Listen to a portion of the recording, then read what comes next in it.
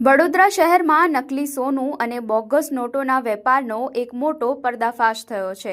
તાંદલજા વિસ્તારના ચાંદ park C tower ખાતે નકલી સોનાની છેતરપિંડી અને બોગસ નોટોના મોટા કૌભાંડનો પર્દાફાશ થયો છે. પીસીબી, એસઓજી અને જેપી પોલીસ સ્ટેશનની સંયુક્ત ટીમે બાતમીના આધારે ઇન્દ્રિશ અજમેરી નામના ઈસમના ઘરે મોડી રાત્રે રેડ કરી હતી.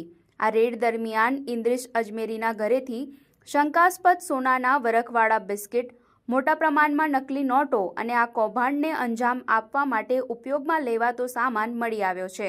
2 દિવસ પહેલા જેપી પોલીસ સ્ટેશનમાં આ બોગસ નોટો અને સોનાના વરખ સંબંધિત ફરિયાદ નોંધાઈ હતી, જેના આધારે આ કાર્યવાહી કરવામાં આવી છે.